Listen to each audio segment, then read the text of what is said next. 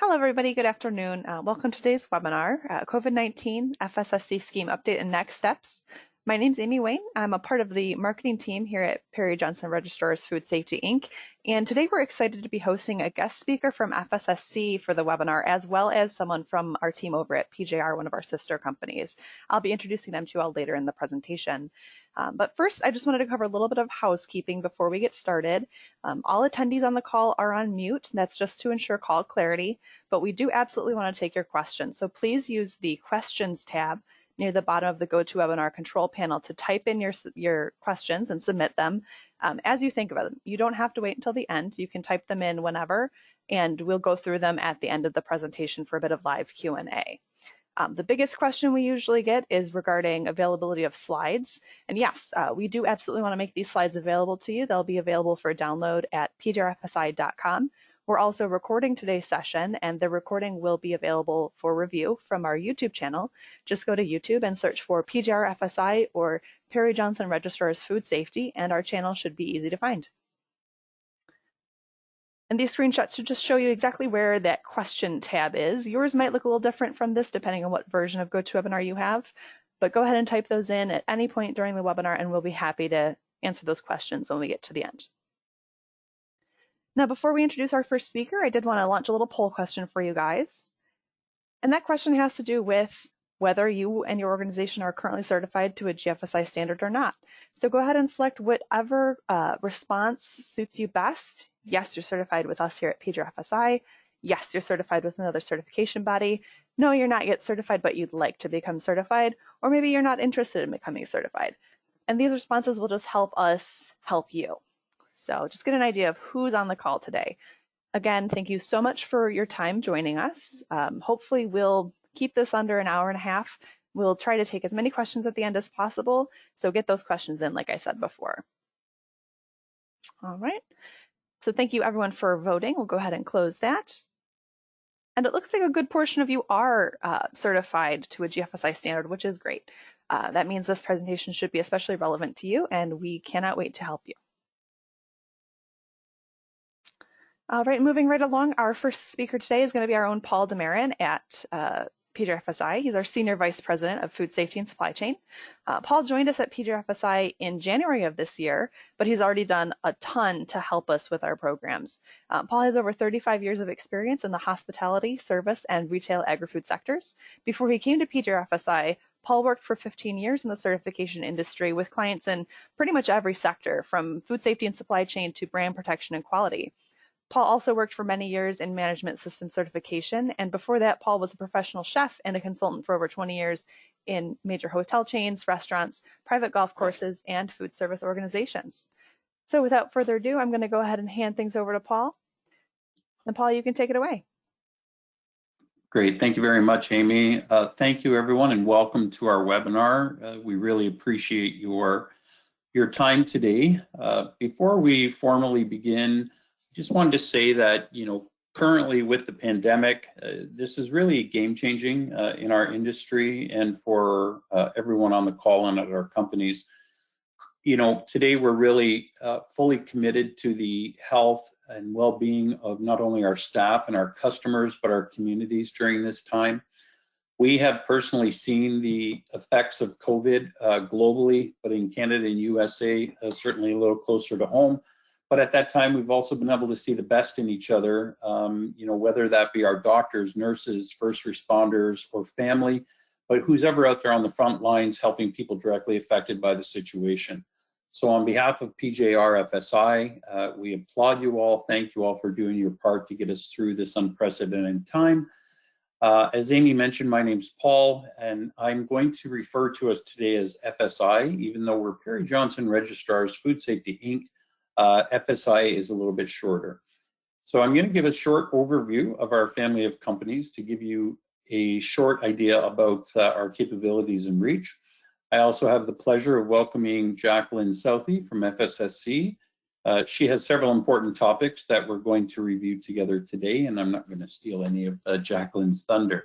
So moving right along here, I want to tell you a little bit about PJR. Perry Johnson Registrars was originally founded by Perry L. Johnson in 1994, And we've really been at the forefront of international certification and registration since the very beginning. After we achieved our ANAB accreditation shortly after our creation in '95, our first venture into the international arena came in '99 with the expansion into the Japanese and Brazilian markets. PGLA, which is our laboratory accreditation business, was also founded in '99. And then in the early 2000s, we continued our growth overseas, opening offices in Germany, Spain, Italy, Canada, Latin America, etc. During that time, we also attained our UCAS accreditation, and in more recent years, reached out and expanded into the UK and China. In 2005, PG&A was founded, and that is our healthcare technology company that specializes in transcription, medical coding, telemedicine, and virtual scribing services. Shortly after that is when PJRFSI was born as a result of the demand in the industry for third-party certification to many of the food safety schemes and quality schemes that we're talking about here today. FSI, we're headquartered in Troy, Michigan. We're truly a global company, however. We're part of a family of companies actually in the registration, testing, and certification areas. We have offices globally around the world, and we have a wide range of certification and inspection services, everything from HACCP to GFSI, organic and gluten-free, cannabis and hemp, SMETA or social responsibility standards. We even do border security and FDA audits, just to name a few. So now, if you take a look at the last 8 years, FSI has really supported and worked with organizations in virtually every sector in the industry. And that includes companies that are in production, processing, distribution, farms, importers, exporters, retailers, etc. And we work with these organizations to help them manage their food safety, supply chain quality, as well as brand protection requirements. Today, we're recognized as the #1 registrar in the Americas by the IAAR, which is the International Association of Accredited Registrars. And as I said, we operate globally, but think regionally. Here, we believe there's a strong difference between customer service and customer focus, and we're fully dedicated to the highest level of professionalism and technical competence, as well as integrity throughout the life cycle of your audit. So as Perry Johnson did himself over 30 years ago, we apply the principles of quality management, collaboration, and organizational excellence in all of our operation and field activities. And then we comply with those requirements that are set forth by the international standards organizations, accreditation bodies, scheme owners like FSSC, and other concerned groups. We have about 460 assessors in over 60 countries. And our auditors understand not only the regulations of the country and the language, but equally important, the culture of these countries. And lastly, I'm happy to report that in the last 5 years, we've received a rating of 9.5 out of 10 from our customers, which we're quite proud of. So now just talking a little bit more about our services. As the slide points out here, certification industry has been deemed an essential service. But why has it been? If you think about it, certification is based on the results of tests, inspections, and audits, and it gives confidence to you and me as a consumer that an organization's products or their systems are being thoroughly evaluated against national and international standards by a competent third party like FSI. But this doesn't mean it's business as usual today, far from it actually, as there are really several required changes to how our business is running during this time. And Shannon, my colleague, will tell you a little bit more about that later. We're not taking this lightly. We've used every precaution in our business today, and our goal is to reduce and eliminate direct physical interaction that could promote the transmission of the virus. We are actively promoting social distancing, and we're following recommendations by global health authorities like the CDC. Today's market, really, this is even more critical. The industry is changing constantly. It's a dynamic place. Customer expectations are changing on a daily basis. So from recall to regulation, navigating that landscape can really be challenging for organizations of all shapes and sizes. And because of that, we define our services into 4 key areas: auditing and certification to all of our third-party standards, such as FSSC and the ISO family of standards, second-party auditing, which I'll talk about in a minute, as well as customer-specific auditing and supply chain. And then, of course, we do training for all of the standards that we conduct audits for. So now looking at the FSI side of the house, we have about 30 programs that we currently support today. And as we know, there are many types of audits in the industry. Some are accredited, some are not. Some are client specific, some are government regulated, some retailer mandated. And as mentioned, we work with almost every type of company within the food supply chain. We have 5 different channels, essentially, that we partner with our clients for. First-party audits are really customer-specific assessments that the specifier or the organization, the corporate organization, owns the standard. And generally, they would use a company like FSI to conduct these audits because, 1, we have the technical knowledge, 2, we have the language requirements, the auditors are local in the countries, and 3, it can, dramatically reduce costs over a period of time as well. Second-party assessments are standards that we as a certification body own, so we've written and developed them. We manage the technical content, reports and whatnot, and that would be standards like GMP for good manufacturing practices, good distribution, HACCP, cannabis and hemp.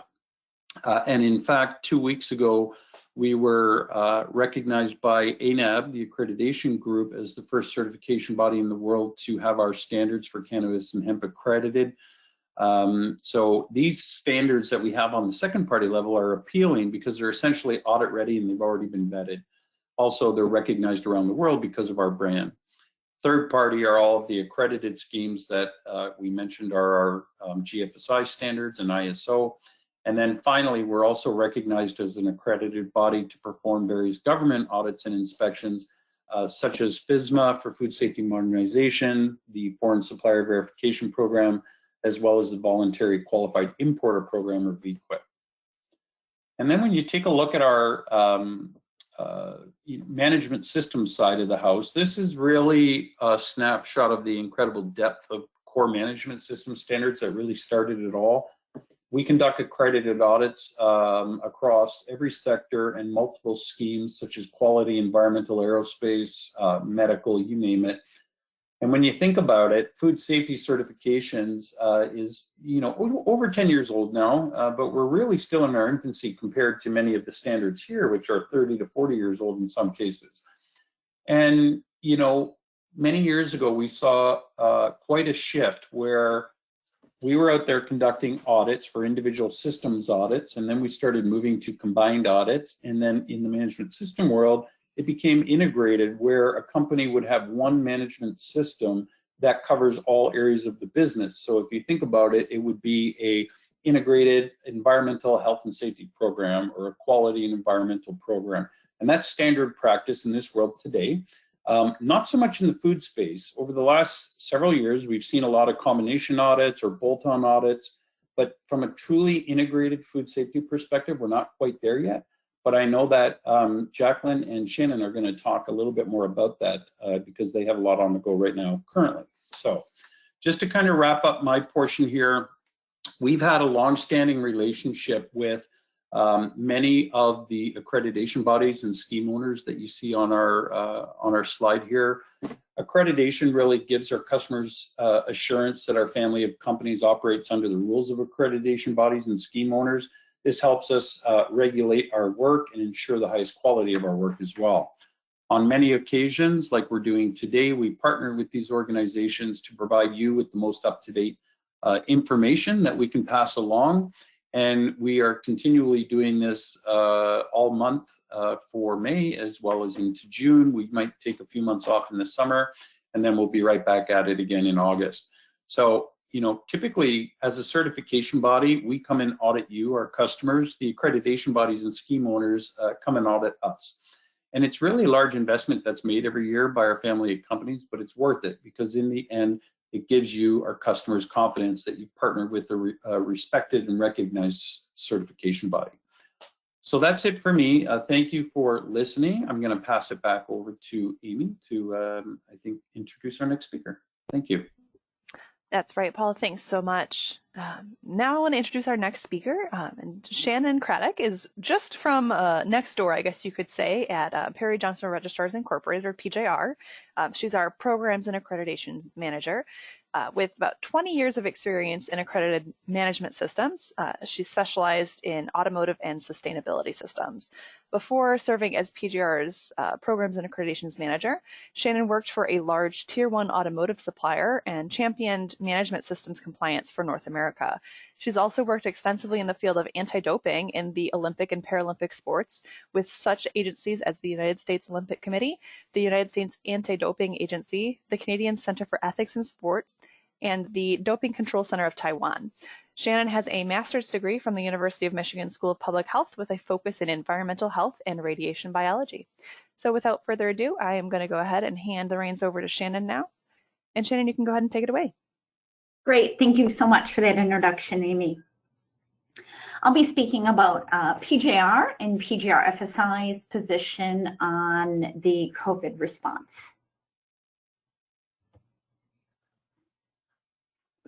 So as Paul stated, and I wish to reiterate, our ultimate goal is protecting the health and safety of the organizations whom we audit, their employees, and our auditors, as well as our families' health and safety.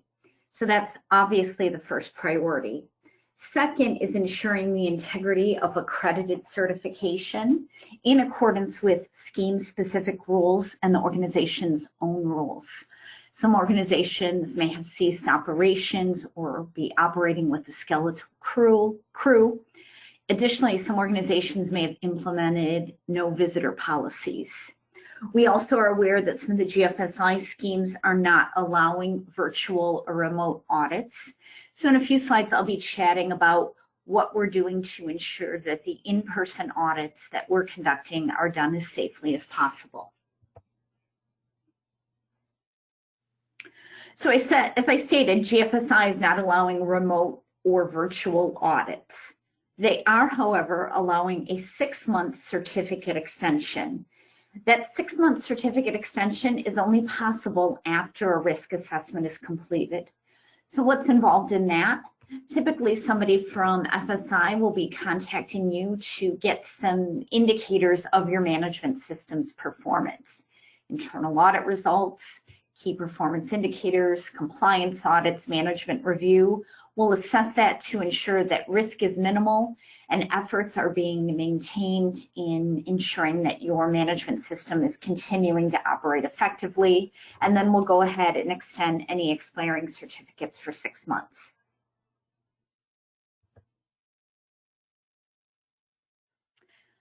Now, many of the GFSI schemes are not allowing remote or virtual auditing, so we are still doing on-site audits in some cases. Again, the ultimate goal is protecting the health and safety of our clients, employees, and their families, as well as our auditors and their families. We're continually monitoring guidance from the CDC and FDA, reacting to it on a continual basis, and making sure we're up to date.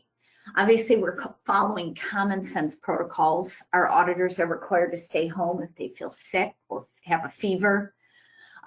They're not allowed to audit if they've traveled to and are returning from a high-risk area, and they'll be required to quarantine for 14 days. In fact, many states are mandating that an organization self-quarantines for 14 days after returning from high-risk areas. Common sense practices like washing hands, sanitizing phones and other equipment before and during the audit, carrying hand sanitizer and wearing masks, maintaining social distancing and avoiding contact with personnel whenever possible.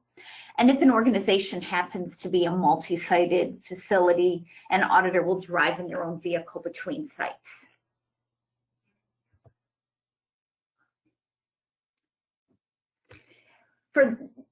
For those standards that do allow virtual auditing, and there's not many in the GFSI scheme, what will those look like? Well, we'll use an appropriate medium that's secure and confidentiality can be maintained. Microsoft Teams is an excellent one. GoToMeeting, GoToWebinar, Skype for Business. Typically, an audit is divided into two parts. Those that can be completed, what I like to call conference room auditing, where we will do an interview with a purchasing manager, a facilities manager, a maintenance manager, and ask them about their procedures and documents and records of exercise completion, for example. We'll do some screen sharing, maybe with an HR manager, whatever position it is. Auditing a manufacturing floor or a warehouse presents a unique set of challenges, but PJR and PJRFSI are up to those challenges. And since the pandemic started, we've really been perfecting our craft. We will have an individual walking around with a cell phone or an iPad, and we'll be directing that person where to point the camera, where to zoom in, so that we can get an assessment of what's really happening out on your manufacturing floor or in your warehouse, and we can gather sufficient evidence to draw conclusions in the audit. And now back to you, Paul. Great, thank you very much, Shannon, much appreciated. So just to kind of wrap up our portion here, we want to pass this over to Jacqueline. We are, as mentioned, a family of organizations. We have over 30 years of expertise. We're currently recognized by the IAAR as #1. We will aim to create a significant value for your organization that provides greater transparency, cost effectiveness, and overall risk management and brand protection. So I guess just to kind of finish this up here, it's only been a short time since the pandemic has hit us. It's a time of great change. We're really only at the beginning, and we need to all start building our plans for recovery post-COVID-19. And this includes a pivot to our business models, our operations, our supplier policies, and maybe even offboarding strategies, the various technologies, and remobilizing your workforce. So this is a time of monumental change, and now is the time for all of us to execute and lay out your plans to give not only your customers and suppliers, but also your stakeholders and employees confidence that we're all back in control. So again, thank you very much, and I'll pass back over to Amy. Great, thanks so much, Paul. Before we introduce our guest from FSSC, we do have one more polling question for you now. And that would be regarding the impact of the pandemic on your organization. And your options are very deeply. Maybe you've had main operations impacted or closed somewhat deeply. Major parts of the business have had to be reduced, postponed, reallocated, or even redistributed. Moderately, some parts of the business are impacted, but most day-to-day processes are still going on, or not at all. Stay the course. Things are about the same as before the pandemic. So just again to reiterate, if you have any questions that come up as Jacqueline speaks on her portion of the presentation, please go ahead and drop those questions into the questions tab of the GoToWebinar control panel so that we have some speaking material for the Q&A. We'd love to answer any questions you have, even if it's not strictly related to what needs to be discussed in the slides. If you have another question about FSSC in general or food certification in general, maybe it's a question about PJR or PJRFSI, we are more than happy to answer any questions that come up.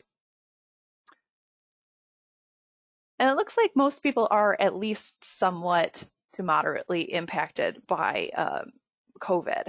And I think that's pretty across the board in general, worldwide. So that's just a good point to look at. You're not alone. Everybody's feeling it in some way.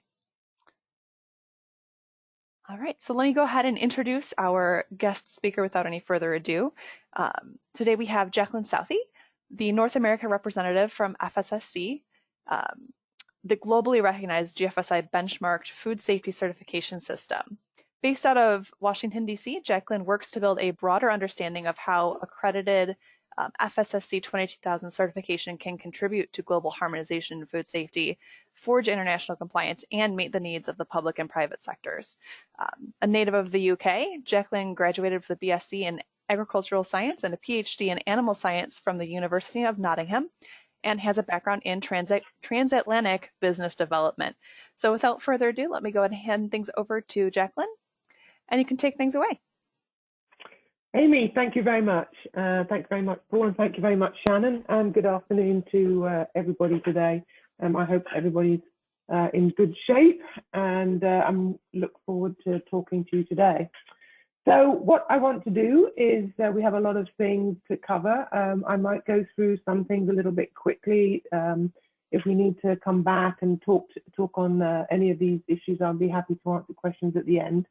But I really wanted to sort of say thank you very much to PJR for the opportunity to talk today, because I think it's a great way to identify areas where, as Paul mentioned, the management systems can come together, particularly highlighted in the situation that we find ourselves in today. So I'm going to talk a little bit more, follow up on what Shannon talked about with regard to what FSSC is doing with regard to the COVID crisis and keeping all our certified organizations confident in their systems. What's new in FSSC, would update you a little bit about version 5, some other aspects that are new, and again, go into how management systems, working with integrating some of the other management systems, can help us both in the current crisis and moving beyond. So, first of all, what are we doing about the COVID update? So, as Shannon mentioned, all the GFSI schemes are working together under sort of the requirements of the GFSI. But we've all been affected by this crisis, and with the food industry being sort of an essential business, some of the issues have been highlighted even more. So we don't, I'm not going to go into, the implications near, but I really do think that it just illustrated how interrelated our lives are. The global supply chain has been affected by sort of interruptions in travel, which has obviously interrupted our capacity to complete scheduled audits. But more than that, it's affected our supply chain, supply of labour. Lockdowns have had knock-on effects on services, education, and we all know, we've been living this for months, so we all know how it goes on. It is identified in the Accreditation Forum as a serious event, and so we go by the regulations of the International Accreditation Forum. We published an initial paper on the impact as an international certification program. We were impacted very early with some of our audits and audited organizations in Asia. And once it became apparent in China, we had to alter our audit. So we were quite early in putting out a position paper, but you're probably familiar, if you're working with us in FSSC, you realize that we've updated it several times. And we also updated it most recently to align with GFSI's position, where they are at this point restricting the use of remote auditing techniques. However, we continue to maintain close communication with our partners and with the GFSI, and if they do change their position with regard to the role of computers and systems in remote audits, then we will be able to update our program again, and you will be the first to know. But in the meantime, as I said, we are working with our partners such as PJR to maintain our confidence in our certified organizations. So because it's identified as a serious event, we have to monitor those sites that are affected by those, not only just as their processes are affected, and also if their audits are scheduled and cannot be physically conducted because of restrictions either to travel, either to restrictions obligated on the certification body, or restrictions of visitors to the plant. So all of the things that Shannon spoke about that will be affecting, the ability to do audits. So whether the pandemic has affected functions of an audit, irrespective of a certified organization, irrespective of audit, or whether an on-site audit is due, both of these situations call for a risk assessment. So we are asking our certification bodies to conduct risk assessments on all of their certified organizations if they are affected by the pandemic. That way, irrespective of whether they're due for an audit, we can maintain monitor how their management systems are bearing up underneath these untoward circumstances. If the on-site audit is due and cannot be physically conducted, then we have a couple of options. We can either allow the certificate to expire, or subject to a successful risk assessment, can extend the validity of the certificate for 6 months. And so the risk assessments that we're asking our partners to conduct are in line with the IF document on the management of extraordinary events, seeing as this pandemic is an extraordinary event. We need them to look at, whether the processes have been changed, whether their scopes have been changed, whether they've had to alter their objectives, their performances, whether they have had any changes to their HACCP plan, and all these issues which are listed in our policy, which is available on site. We do, of course, expect that the organisation will continue to increase the frequency of internal audits, and that the food safety management system, as it's established and as it's processed, will, support the processes with continuing validation, assessment, adjustment of processes, and monitoring in that way. So we have updated our policy. We do continue to monitor the situation, and we will be uploading the risk assessments into our portal at no charge, and will incorporate those into our integrity program. So this is how FSSC is sort of monitoring the situation with our certified organisations and working in association with our partners. So what's new in version in FSSC? And so of course the version 5 is now in play. It did come in January of this year, but because of the untoward circumstances, then a lot of our version 5 audits are still on hold. So we only have a handful of version 5 audits that were completed at the beginning of the year, and where audits are coming back online, we will be conducting those. So the background FSSC 22000 and revisiting, the role of FSSC as a management system. A little bit of a background for those of you that are totally new to FSSC 22000. FSSC 22000 is a composite management system. It's comprised of 3 parts: ISO 22000, which is an ISO-based management system, and that provides a common framework for the system, which applies conditions for the management of food safety right across the supply chain. The prerequisite programs are scope specific, and they specify those requirements for that sector to maintain hygienic conditions, training of staff, and all those conditions specific to a particular sector. And then FSSC 22000 provides some additional requirements which are required to maintain the consistency or the integrity of the audit and to provide governance. And that we also specify the prerequisite programs that have to be used with ISO 22000 for the sector. And it's that combination that actually makes ISO 22000 a GFSI benchmarkable standard. So ISO 22000 is an international standard. It is used all over the world, but on its own, it does not meet the requirements of GFSI. So FSSC really exists to make ISO 22000 GFSI benchmark. And so essentially it's a food safety and quality management system, and it's wholly ISO based. So wherever we can, we use the prerequisite programs that are ISO systems. They are technical statements. They're all written by consensus, and they're independently reviewed and produced. FSSC is an independent organization. It's a non-profit.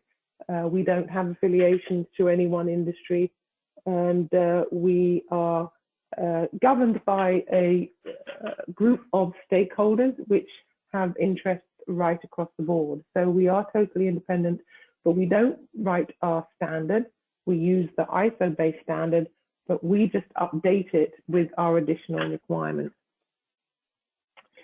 So at this current time, we have ISO statements or prerequisite programs to cover 7 parts of the supply chain. So we currently have prerequisite programs and a standard for the certification of food manufacturing, of food packaging and packaging materials, of animal feed, transport and storage, and just recently we have added catering, retail and wholesale, and we also have a scope for animal farming. At this time, we have 5 GFSI benchmark scopes: food manufacturing, packaging, transport and storage, and animal feed. We will benchmark catering and retail and continue with the benchmarking of animal farming as the market requires it. There are some peripheral reasons at this time for sort of catering and retail.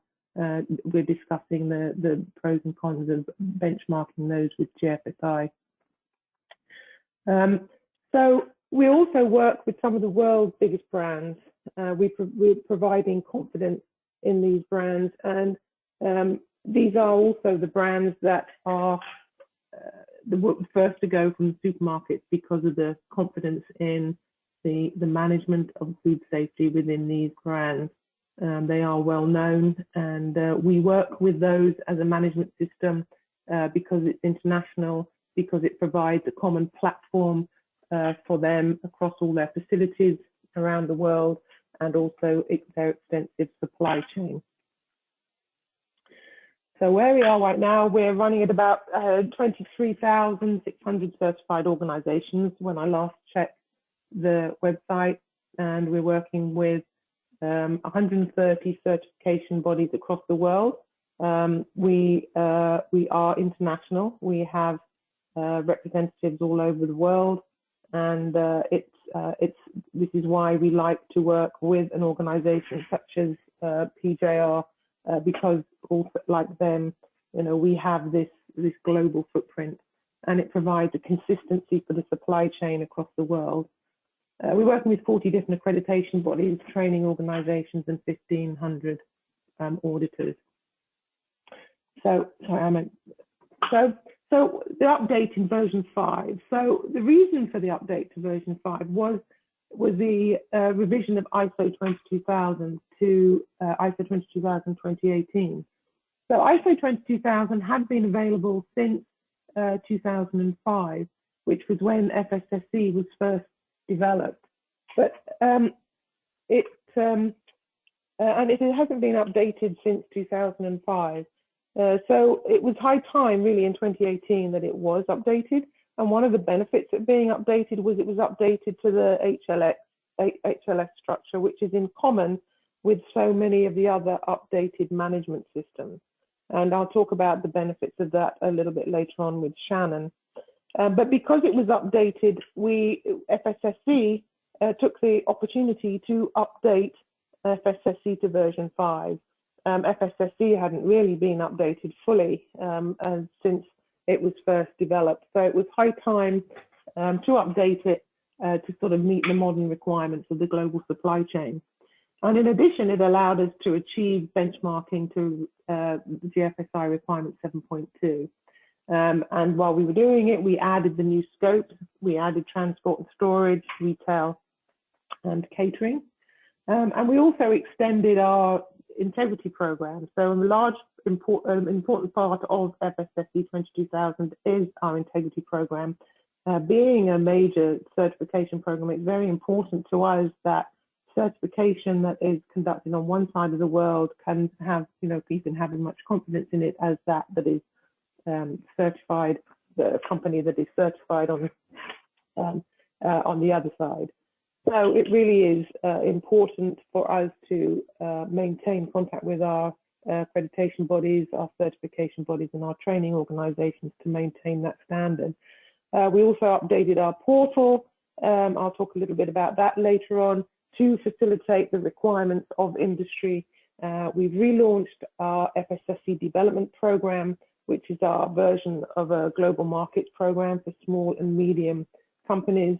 And the update of 22000 also really facilitated an improved alignment of FSSC 22000 with the requirements of FSMA as a tool to help companies meet the requirements of FSMA. So some of the key changes in ISO 22000, and this is actually an ISO document which is a cover of the standard. And I have to say that if you are interested in food safety management, then I would recommend actually reading the standard. It's much more readable than previously. And it's really been updated and, as it says here, targeted to the modern food industry. So it does give credence to the changes in the global regulations. FSMA is not the only new food safety regulation. Europe has updated, Asia has updated, China has updated food safety regulations. And as ISO 22000 is an international standard, then it does kind of have the flexibility to accommodate the changes in those regulations. One of the ways it does it is to improve its definitions. The difference between FSMA, obviously, with the role of preventive controls, and terminology in ISO, such as the prerequisite programs and operational prerequisite programs, is the terminology and the definitions.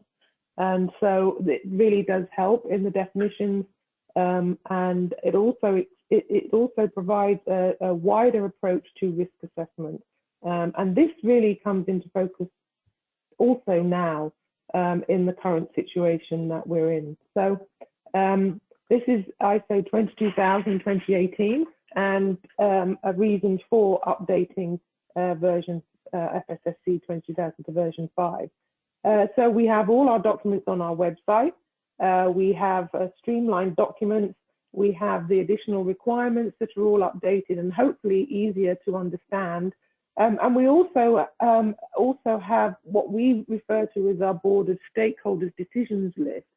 So one of the benefits of updating to version 5 was to bring in focus on this board of stakeholders decisions list, which is a way of updating the standard without having to completely rewrite it. So we really should refer to FSSC as incorporating ISO 22000, the relevant prerequisite program, the additional requirements, and the board of stakeholders decisions list, because it allows sort of fine tuning of the requirements as changes emerge.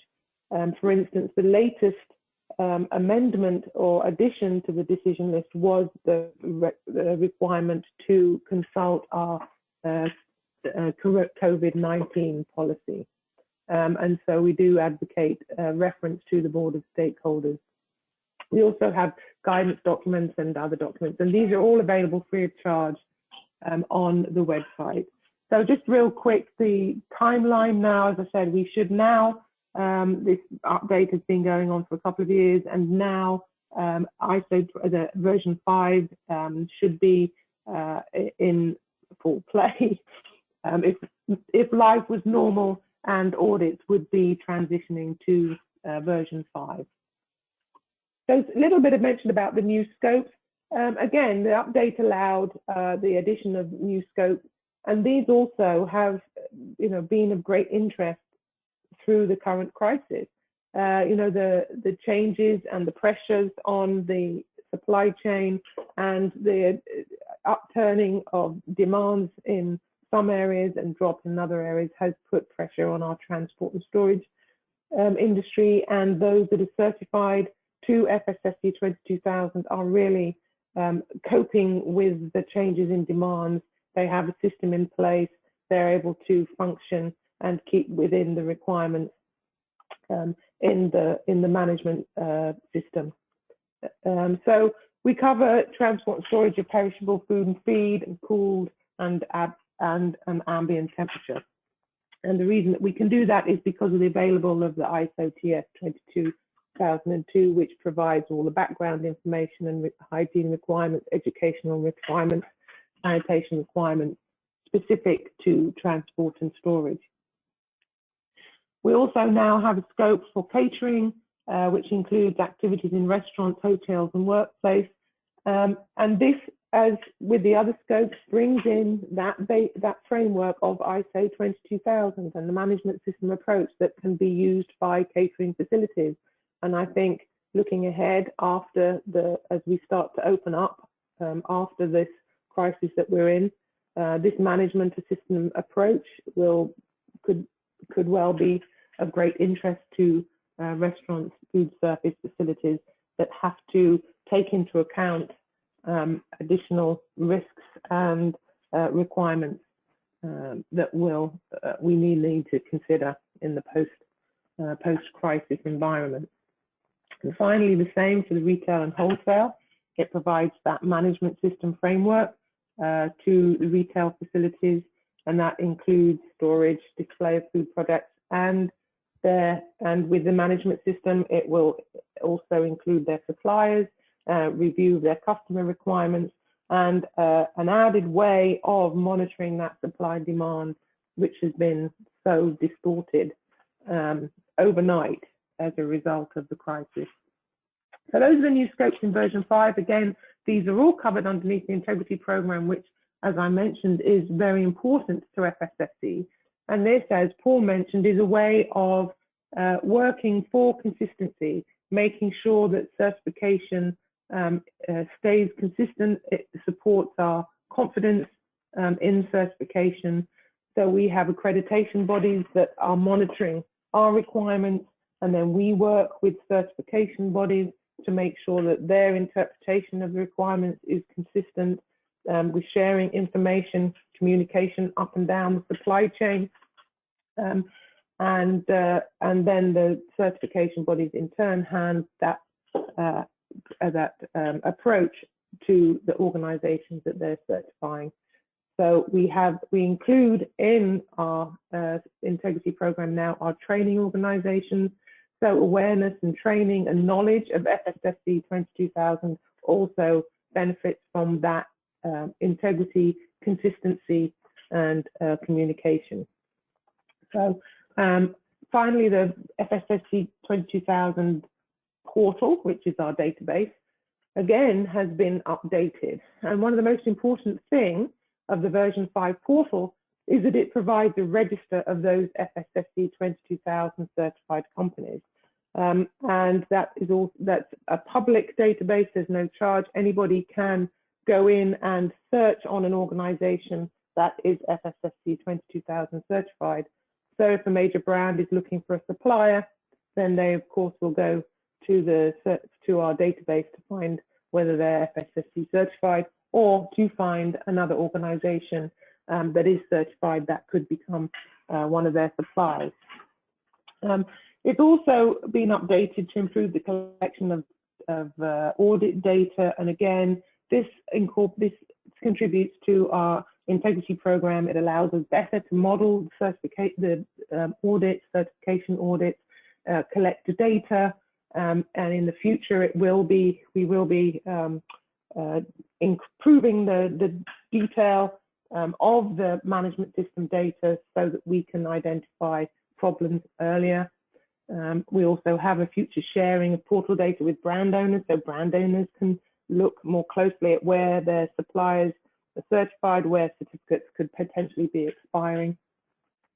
And we also provide the COVID-19 platform for the current crisis, where we are uploading the risk assessments conducted on the certified organizations to monitor those. And that will be ongoing until July the 1st. And hopefully after that, then we will be moving out of this, and life will be changing more towards the normal, if not totally towards the normal.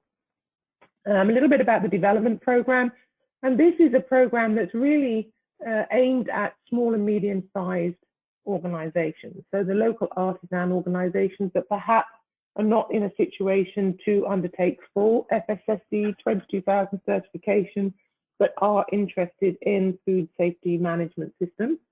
And these organizations are a very important part of the supply chain, and I think at this time are also important because some of these organizations are needing to step into the breach as local suppliers to retail establishments and to manufacturing facilities where the supply chain has been interrupted by travel restrictions.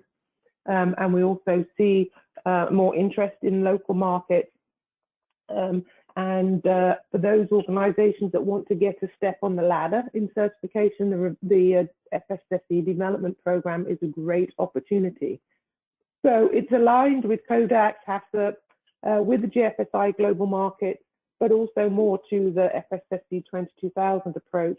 And it's a stepping stone approach, so that you can do it in little steps. You can go to stage 1 and stage 2.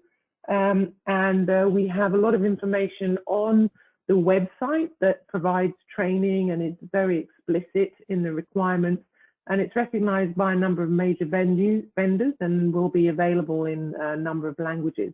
So there are 3 parts: the self-evaluation tool, which kind of provides all the details of the requirements, which is a simpler form than in the complete FSSC 22000 requirements, which can be sort of quite ungainly with the 3 parts.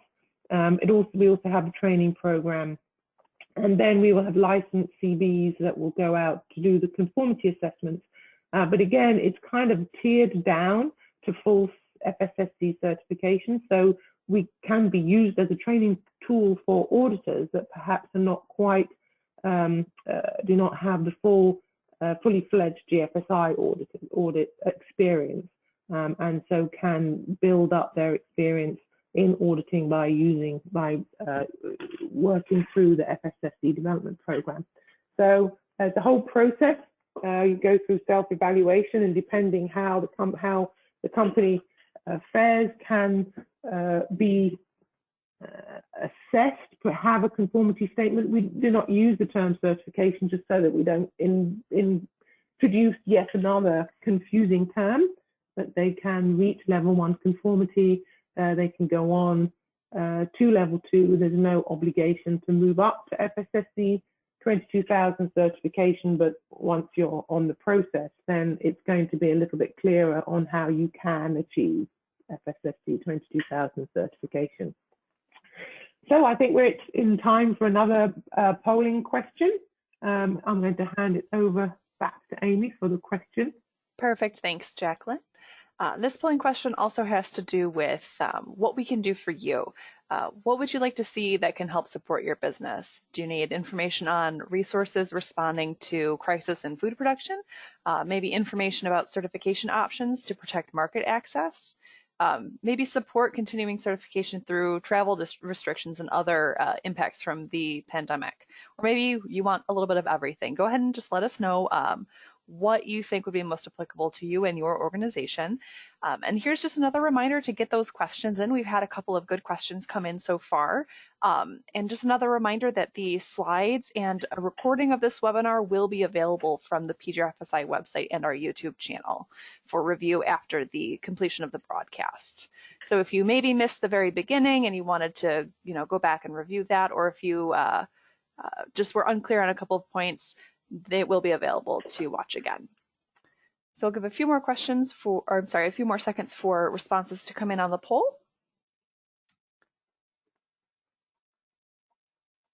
All right, it looks like continuing certification and responding to crisis were the most popular options besides all of the above. So thank you all for participating.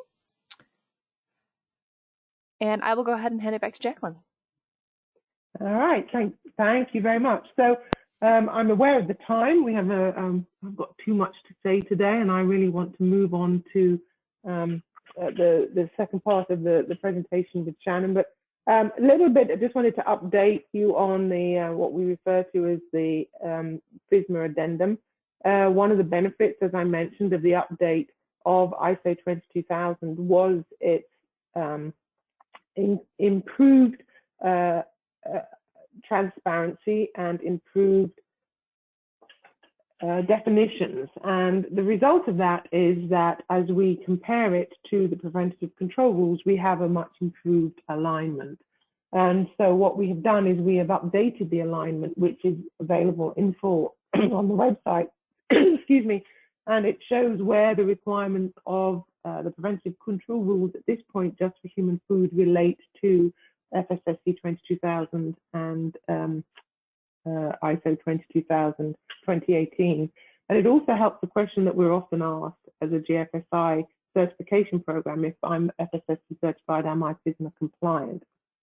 So the answer has often been, well, you know, almost. And now that we can use the alignment to illustrate where those differences are and how closely they do meet the requirements. And we also include a report addendum, which can be used as a tool for the supply chain and for companies to share that information on where they are meeting those requirements of FSMA and helping them to understand the language. Because we are working with 23,000 organizations, many of those are overseas, many of those are looking at the US as a potential market, and many of them have questions about FSMA. So this is a tool. It really is aimed at contributing to supply chain transparency. The addendum allows them to companies to identify the preventive controls that they have used. We don't advocate that they have to set up a completely new food safety management system, because we show how the processes they do in food safety management align with those requirements of FSMA. And it's available to organizations all over the world. So it is a tool, and it's one of the benefits of having the updated ISO 22000. Other benefits are the fact that it's a revised HLS framework, which we've talked to, or which I've talked about already, and that comes with the 2 PDCA cycles. And Paul mentioned the role of the Plan, Do, Check, Act cycle. That is common to all the management systems, and this is now in ISO 22000. And it really focuses on risk-based thinking on 2 levels. You have 2 PDCA cycles, one to support the business and one to support your food safety management system. And both involve the planning, verification, documentation, and continual improvement. And the 22000 is, as we mentioned, aimed at global harmonization, and it's better aligned with the regulatory requirements, not only FSMA, but also regulatory changes in other parts of the world. And the HLS structure is really comprised of the same 10 clauses in all of the management systems, and this now applies to ISO 22000. So it really does give us an opportunity to look at those efficiencies of combining the management systems, but also to benefit from experience that we have in the other management systems and bring those into the food safety industry. Paul mentioned that the management systems have been used in many industries for many years, not so much in the food industry. And now this is an opportunity to do that, to combine the 2 and to have the benefits of those experiences. So the context of the organization, as I mentioned, involves all teams involved in planning and consideration and the risks of opportunities in the company. And again, in the current crisis, this is all going to really come into focus. And looking back, we're going to be able to add to this PDCA cycle. Who would have known that this was going to come out of the blue, a pandemic that would affect our supply chain so dramatically? And we can learn by that, and that learning is going to really improve the way we will do our business. Leadership and planning and support is all revolved around management commitment, about competence, education, and in turn, that leads to the development of systems and leads to the development of culture. We're talking about food safety culture a lot, and this culture is now, the development of culture sort of comes with the establishment of the HLS structure. And I know that's been experienced in other industries, and we would like to sort of take the benefit of that, as I mentioned, into the food industry. And the Operation 8, the operation sector is the differentiator in ISO 22000. And for a food safety company, that involves around food safety management system. That's going to be the hazard analysis, the controls, the validation, verification, and corrective actions, and then being able to feed that back into improved performance of the food safety management systems, and ultimately to the improvement of the function of the company as a whole. So that's a common HLS structure. That's the same structure that is seen in other management systems, and that's the HLS structure that is now part of ISO 22000. And it brings with it many benefits. And I think probably a better person to talk about the benefits is going to be Shannon. So Shannon, you have a lot of experience of working with the management system approach, and I would love to know how you work with the different management systems and how the food industry may learn and benefit from them as they continue to use ISO 22000. Thanks, Jacqueline. I'd be pleased to chat about that.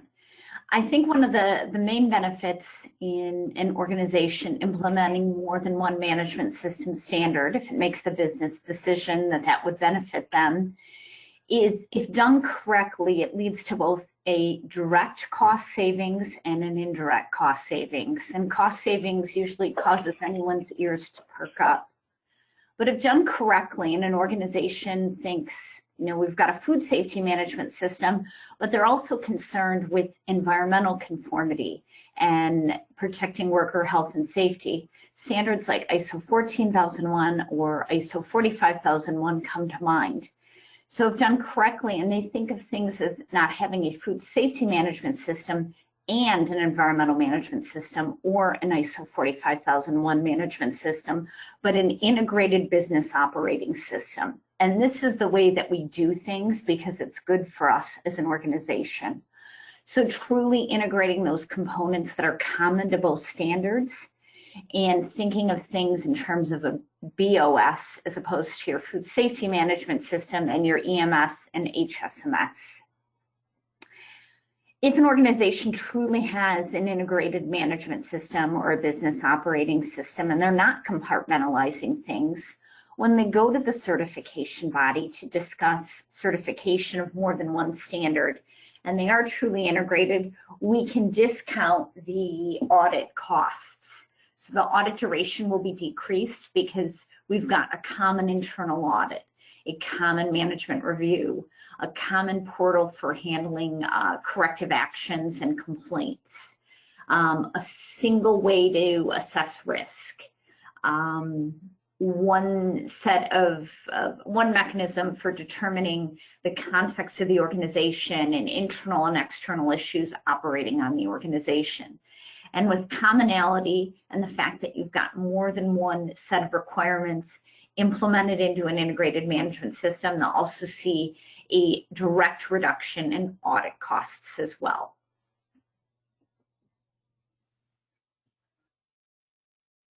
Back to you, Jeff. Okay, thank you. And just to sort of focus back on those that you mentioned, thank you very much, Shannon. And this is all great to learn. And as I said, we have a lot to learn and share, which is why it's so nice to work with PJR, because you have experienced both of the JFSI systems and also the management systems, and FSSC is kind of bridging them both. So I really appreciate your input. So just to recap some of these other important management systems, it's 9001 for quality, 45001 for occupational health and management. Again, this is going to become more important as we have to consider control of hazards to protect our workforce, which we are having to do now as we go back to work. Continuity of operations is also going to become important, where we have to look at the risks of other external things beyond our control. Pandemic, perhaps, who'd have thought? And also security of communications is becoming more important. Again, we're all working from home. We have to consider the safety and security of the information systems that we're using. We're going to have to think more about this if we move into the remote audit, and also if we're monitoring, some of our functions from home.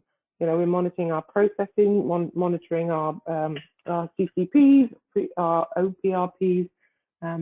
Again, we have all interrelated. So, as I said, we mentioned the impact of the virus. I don't think we realized just how interrelated our existence were. So I don't need to go over these things again, but we're all suffering from the same things. It was such an overnight disruption of the supply chain. Our workforce has been shredded. We have all these things that are going on. We're looking at the benefits of the management system approach that Shannon talked about, not only from the cost benefit and the integrated business operating systems, but emergency preparedness going forward, risks and opportunities for the companies. There will be opportunities coming out of this. There will also be sort of devastation. So it's all a case of working together and sharing information and experiences. So I think I'm going to probably pull this to an end now. We've talked about how we're looking for opportunities in the post-COVID-19 landscape. We're all going to be working on this together. I will sort of just reiterate to send people to the FSSC 22000 website. We have a list of all our certified companies on there, which are source of all our information. We have more guidance documents, interpretations of documents of 22,000, important additional requirements, board of stakeholders lists, more information on the FSSC development program, the Prisma Addendum, and also brochures on all the different scopes, which are available in a number of languages, and we are a truly international team. So we're all working from home here. We come from all over the globe. We have, I have colleagues in India, Japan, China, the Netherlands, in Europe and Mexico, and myself here in Washington, DC. So we're sending you all our good wishes and hoping that you stay safe. Thank you very much. Thank you so much for your time and being here, Jacqueline. We really do appreciate it. But we have one more quick polling question before we jump right into the Q&A, since I'm sure that's what everyone wants to hear about. And that just has to do with what topics you're most interested for future webinars from PJRFSI. So choose however many you'd like out of this list, whatever most interests you, what would be the most helpful. And then Paul's going to speak very briefly on our other upcoming webinars that we have after we finish this poll. So go ahead and get those votes in as you see fit. And just another reminder, as we get into the Q&A session, please feel free to go ahead and drop your questions right into that Q&A box, and we will take as many of them as we can with the time given to us. All right. And it looks like it's pretty even across the board what everyone's interested in, so that'll be great. We are hopefully planning to have at least 2 or 3 webinars a month for the rest of the year. I know Paul has a lot of really interesting topics and speakers lined up, so let me hand it over to him really quick to talk a little bit about what's coming up. Okay, thank you very much, Amy. And thank you so much, Jacqueline, for your time today. I'm really looking forward to the questions and answer part of our meeting here today. So coming up on Wednesday, May 27th, we have a meeting with Primus GFS. This is really mostly speaking from the farm and agricultural side of the certification world. We're going to be talking about how Primus GFS is managing COVID from their perspective as well. They're a scheme owner. And we're going to be talking about managing risk and crisis within your supply chains as well. So that'll be good. Then we have coming up also, oh, sorry, that should actually say Friday the 29th. I apologize. And that is a webinar with SQF where we're going to be discussing different topics on root cause analysis as well as updates on COVID. That will be a good one. And then in June, we have another one coming up where we're talking more about from a supply chain perspective and what a good program looks like. That's with Jennifer Crandall from Safe Food en Route. Back over to you.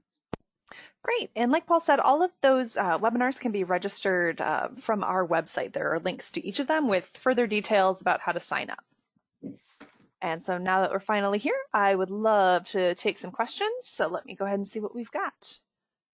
All right, we have a question from John here. We have a couple questions from John. Thank you so much for sending those in. John says, we have customers who are requiring temperature monitoring as a mandatory condition prior to employees entering their work shift, even when a risk assessment or other documentation would show the need is unnecessary. What are your thoughts on temperature monitoring requirements that haven't been required by local health or regional agencies or regulators?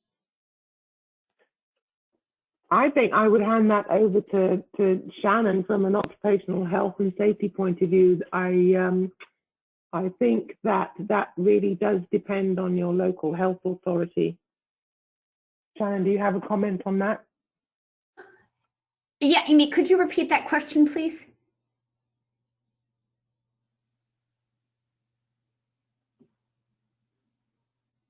So what? Can you hear? So what it was what do you think about the obligation to monitor temperature of staff coming into a facility? Thank you. I just want to make sure that I understood the intent.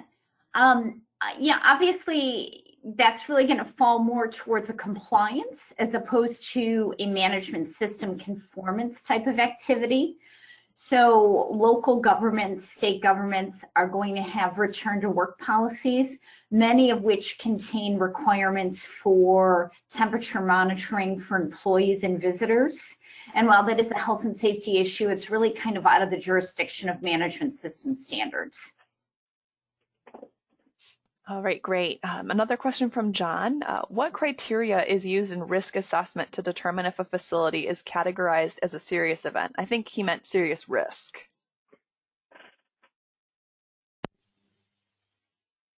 As a serious, I'll say that again. So it's when it's not a serious event or whether it is a serious. I didn't understand the question. Can you repeat it?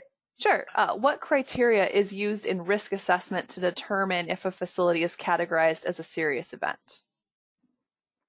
I'm not sure whether I understand that. So a serious event is categorized in IAF as they list a number of serious events, and the pandemic is listed as there, as in it. So that's where we are using that definition because the pandemic is listed as a serious event.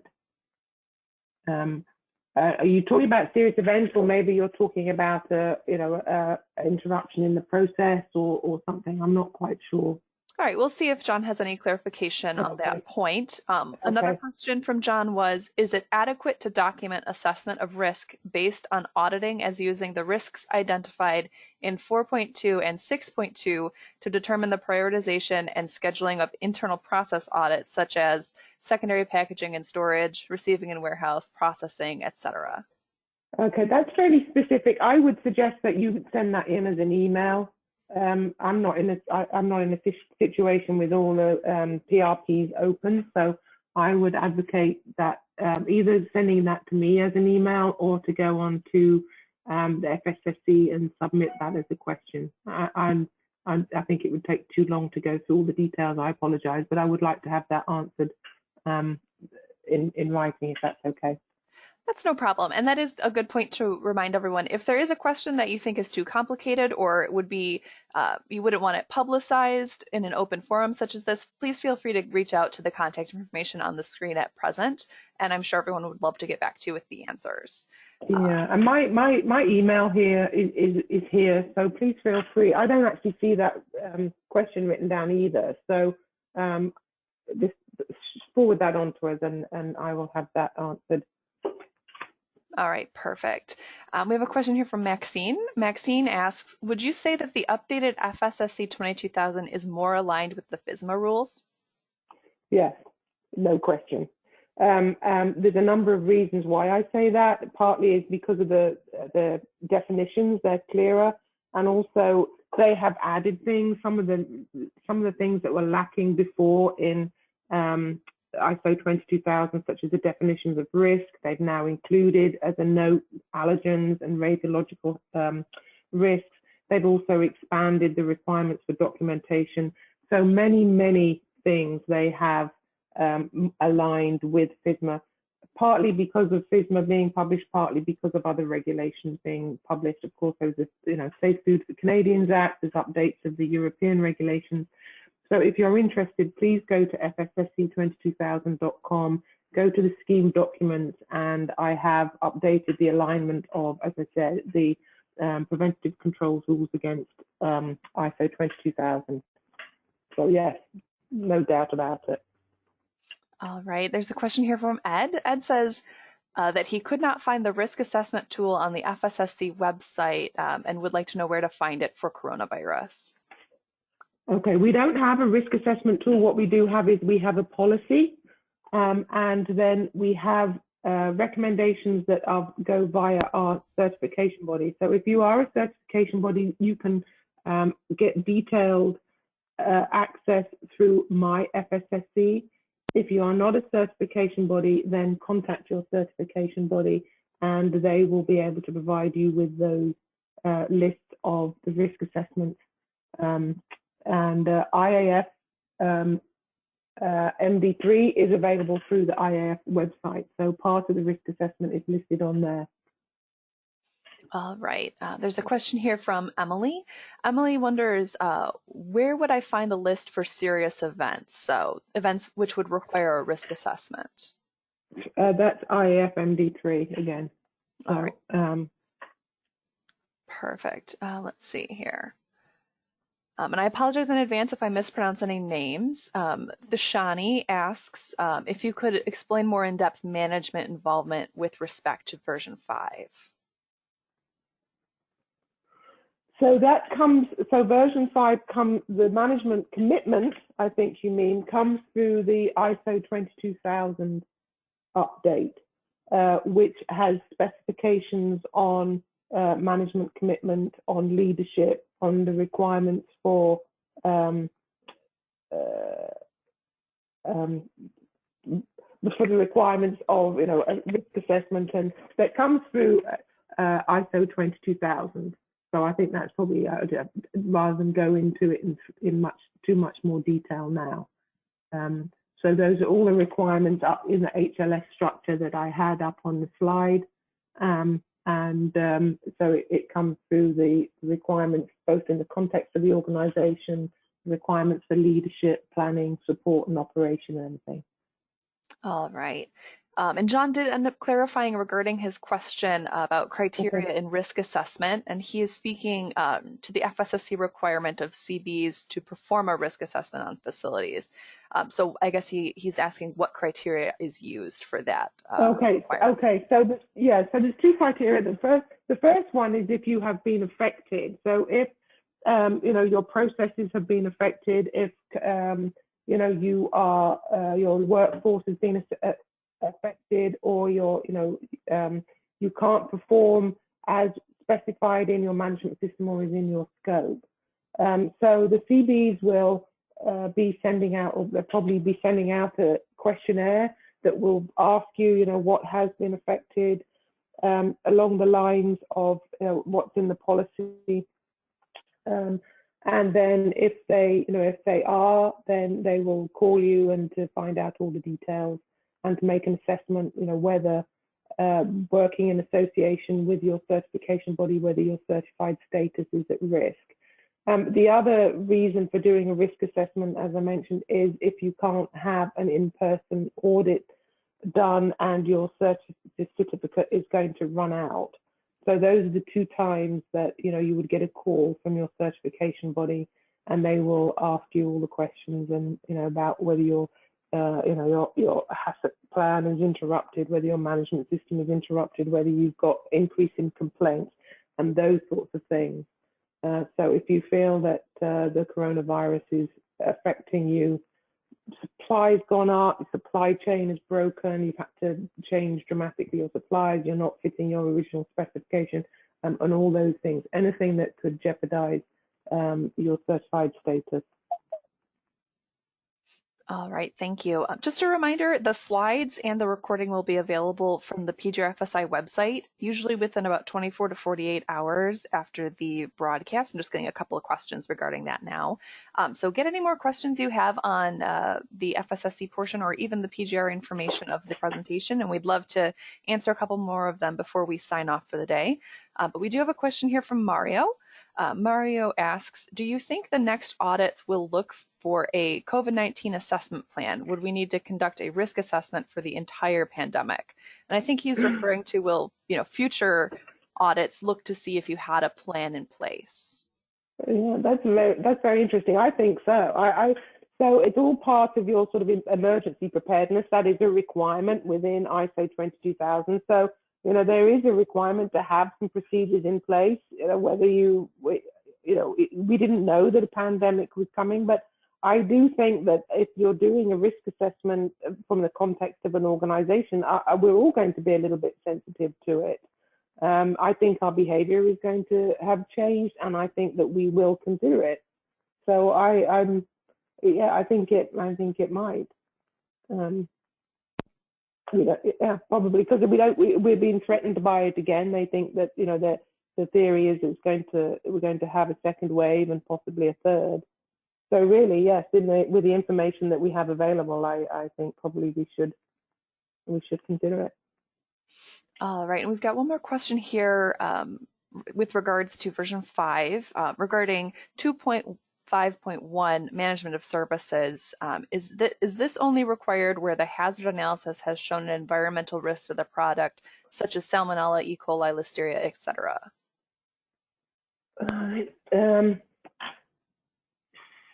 So I think that's from environmental monitoring. I think you have to submit that to me in writing as well. I'm not in a situation to provide you with detailed information at this time. So please send that to me in writing and let me respond in writing to that. All right, great. Thank you. Thank you, Jacqueline. Yeah, no problem. As Jacqueline said, if you have any other questions that maybe too complicated or too personal, too specific for this session, please go ahead and email or call those in. As I said before, we are more than happy to answer any questions as we are possible. So looks like that's about it for questions. If there's any last ones, get those sent in. But Jacqueline, any parting words for the audience? No, just stay safe. Thank you very much for your time today. And as I said, please do send in any additional questions, and we will answer those at our earliest convenience. So thank you all for your time. Great, thank you. Paul, Shannon, anything you have to say?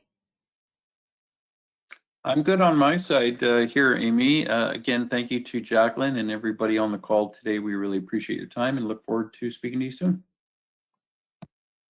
Yes, thank you. Stay safe, everyone. All right, and with that, I'm going to go ahead and sign us all off for the day. Thank you again so much for your time, and thank you for all of the great questions. And as Jacqueline said, please do send those in. We want to help clarify things, and we want you to be as informed as possible. So I'm going to go ahead and close us off. We hope to see you on a future webinar, and stay healthy, stay safe, and stay sane out there. Have a good day.